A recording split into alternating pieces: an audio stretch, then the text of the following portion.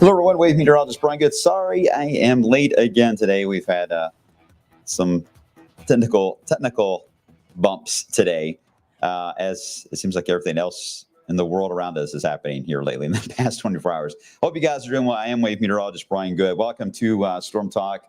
Okay, I see all your comments today. Unfortunately, I will have to go a bit fast because there are several things I want to make sure that I'm clear on, but we also, of course, have the breaking news today, and I want to make sure that news has a chance to do their live updates too that will be coming up here soon on the wave as well. All right, as you guys know, the situation with the transportation and JCPS. So I don't want to block any of that. So I also want to make sure, though, to get out a couple of important weather points, though, that are coming our ways. We head into the next 2 to 3 days.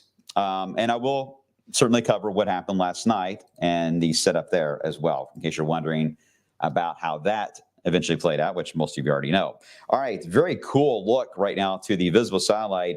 You see that dark line coming through? That's actually the layer of clouds. You're looking at the visible satellite from space. So it's a layer of clouds that are actually sitting on top of the lower deck of clouds. So that's the shadow right now because of the sun angle. That's the shadow being cast down below the cloud bank there. So you can tell that that cloud shield is much higher than the other. That's also a good sign that the majority of the moisture has left the area. Now we just got low-level clouds, and they are going to start to break up and already are doing so. So things will be improving here very, very soon for wave country, which is certainly some good news. All right, radar again quieting down. Can't rule out a few areas of drizzle in a couple spots there in central Kentucky, especially as things begin to clear out of here. All right, the rainfall that came through yesterday, most of that in the evening hours was a MCV, we call that, or a little swirly Q. Let me see if I can change my wand here. Sorry, it's green. Give me 1 second. I want you guys to be able to see. I always have trouble with that. It's always a different color from what I really need at that moment. Here, let's pick this lovely color of yellow. You guys are going to love. Yay. Okay. So, yeah, we had what we call an MCV, or area low pressure, that moved across Indiana last night, tracked into Ohio. The swirly Q, the back edge of that, is what led to the rain across I-64, including Louisville, roughly about 8 o'clock or so last night. Then we had the actual jet itself, the low-level jet that was the severe weather potential that came through the area, that grazed southern Kentucky. It did that, but it was not able to tap into that lower or the upper jet we were describing and produce severe weather. Hopefully no one's complaining about that. That was good news. The trend on that started to show up. By the way, those of you in between the two different areas really didn't get anything at all. Fully aware of that.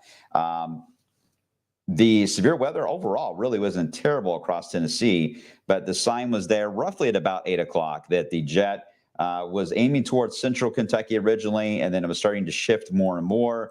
And it was more of an issue that even if we were to get it, to get the rain band over us, it would nearly be out of our counties at that point. So that's when we pulled back on the alert day about 8 o'clock. I said, you know what, everybody, you can relax, you can go to bed. Everything is not planning out as the models had indicated, which is always a good thing. And sorry, I got a spammer here. Let me get rid of them. Sorry about that. So that planned out well. Glad it did. Now we've got that front moving out, so we get a chance to have a nice, quiet day or so before things ramp back up. Because as we look at the severe risk today, it's out into the Carolinas. But you look in the Midwest, and you see the next system that is already dropping in. That's a decent, what we call a mid-latitude cyclone. Don't see these. I mean, they're not too uncommon for the upper Great Lakes and the upper Midwest. It actually is fairly common in more in June and July. I wouldn't say so much in August, but still, that's where it's coming from. But here's the thing: it will have a front that normally fronts have a tough time making it to the Ohio Valley in the summertime. But this is our 15th front we've had. So this is a summer unlike any other. So this front will do that. It will begin to move down, and there's already a severe risk out right along this path. And it includes Louisville and Cincinnati. This is going to be Saturday.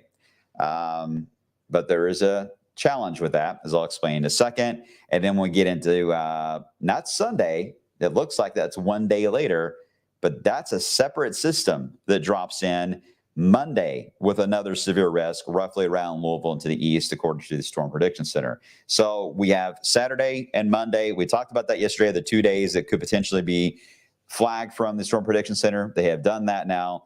So what are we going to do as far as our end and how we're going to approach this? Well, there's a couple of challenges here with both of these outlooks, but right now will likely keep us from going to an alert day status on it. All right. First off, in the short term, as I mentioned, clouds clearing out. We're doing okay. We're doing good.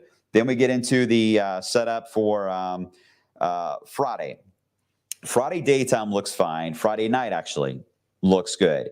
It's later on Friday night that we have the front that I mentioned in the Midwest that will drop down. Signs are there. There will be a couple of MCSs, mesoscale convective systems, those little bands of storms that have the backwards C look to them with high wind. There's a couple of them that are showing up. One wants to dive down across Missouri into West Kentucky at some point in the pre-dawn hours of Saturday. Some of the modeling brings that toward us. Some keep it back in Missouri. It doesn't look to be a large feature. I would say roughly 5 or 6 counties in length. So it can fall and drop anywhere along that front. So that would put the zone roughly of Missouri all the way into Ohio. So because we don't know yet exactly which way it will aim, it's hard to say that we would have any threat of severe weather on Saturday. We may end up just fine on Saturday morning. So that's the reason why we have a low confidence scenario there. But here's the challenge. The front itself is still around. So if we don't see one in the morning hours, say it misses us, then there's a chance toward midday in the afternoon, it would develop right on top of us for another round of showers and storms. And these would indeed have more fuel to work with because it's more into the heating of the day for severe. So in reality, you always really want to see the morning one because the morning one, while it can produce some strong winds, it wouldn't be as bad as one in the middle of the afternoon would be. So that's how we're looking at Saturday, because that really becomes a mean one as it tries to track across central areas of Kentucky. So the Storm Prediction Center right now seems to be aiming on the idea of the afternoon round that would fire, not so much the morning one. But we need to keep an eye on both ideas. Once we see a better agreement on how this will play out, if the morning one starts to continue to fade away or it continues to look like it's a southern Missouri issue and leaves the door open for us on Saturday, then that means our confidence in an afternoon round will begin to go up. And yeah, we will have to go on alert day for that for Saturday afternoon. And these type of storms with this type of instability can be relatively intense, especially with the lightning, very intense lightning, very heavy rainfall, and very strong winds. Yes, you can get a tornado setup in this, but usually it's your straight line winds that can be a problem. But I think the lightning may stand out more than anything with some of these. It can be a very intense lightning show if they fire Saturday afternoon. And we don't know because, again, the front is going to be nearby, but where do they pop? Do they form over the city of Louisville? Do they form in Cincinnati? Do they form in Madison, Indiana, or into Seymour, or down into Bardstown? Yes and no to all those questions. We just don't know yet because it's too early. We need a little more data on that to fine-tune the setup. Once they do form, they will move odd, all right, because they are going to feed on higher moisture levels. So once they form, say, for an example, just an example, they form into Madison, Indiana, they're going to want to feed on the higher dew points. That means they will likely turn to the south, even southwest, will spread outward at an odd angle. So it's a little misleading in some cases. If they were to say form there and you're looking at the radar, if they know it's up there, it's fine. We're here in Litchfield, we're good. But then they form and then they build right to you backwards. So they have a very odd movement to them because they are, just like Pac-Man is always trying to reference them, they love to feed on high moisture. So once they form, that's the angle they'll go. But again, low confidence scenario on this, but one we certainly need to watch just because the amount of fuel that will certainly be at place and for the afternoon heating. Once that fades out, then we get Sunday to relax. Sunday looks good. And then we get into Sunday. I didn't put Sunday in here. I apologize. Let me just show you real quick the severe map on that. Hold on one second. My apologies. I've been kind of rushing today. The Sunday map, the reason why I have questions here for this next one on Monday that would arrive, because Sunday again's good. Monday is when the next one moves in. This one's got a very sharp angle to it. It moves so fast that a lot of the data to me right now indicates that the severe risk is likely going to be more eastern Kentucky and a little east of the shade you see here. I'm not exactly sold yet that it's going to be near Louisville. And if it were to form, it would be just general thunderstorms in the morning that would become severe more east throughout Monday afternoon, which means we really wouldn't see severe weather, but we could see a lot of heavy rain for the Monday morning drive. So right now, there's still some questions on the Monday one because, again, I don't know yet if we'll be in that severe zone. Typically in this setup, it does seem to favor more east than it does west. It is a very dynamic system. It's going to have a lot of wind with it. I'm not talking about thunderstorm wind, just general wind. It's going to be windy on Monday, but that's the good news because that would then allow for a nice little blast of cool air. The cool air we've been talking about that should arrive for mid-August. It's not, it's arriving, so we know it's coming, but it's not staying long enough, unfortunately. It looks like it's going to be about a 36-hour stay, but it may lead to highs in the 70s with sunshine. So that would be nice. Some of you may drop in the 50s for lows, in fact, with this kind of a cool wave. And that would be mainly Tuesday. You would feel the impact of that into Wednesday morning. We will heat back up, it looks like, in the longer term, but there is another strong system next weekend that may do the same thing that this one is doing on Monday and drop us back down into the 70s for high. So not a lot of 90s, although each time we get in between these systems, we'll try to make a run at 90, no doubt.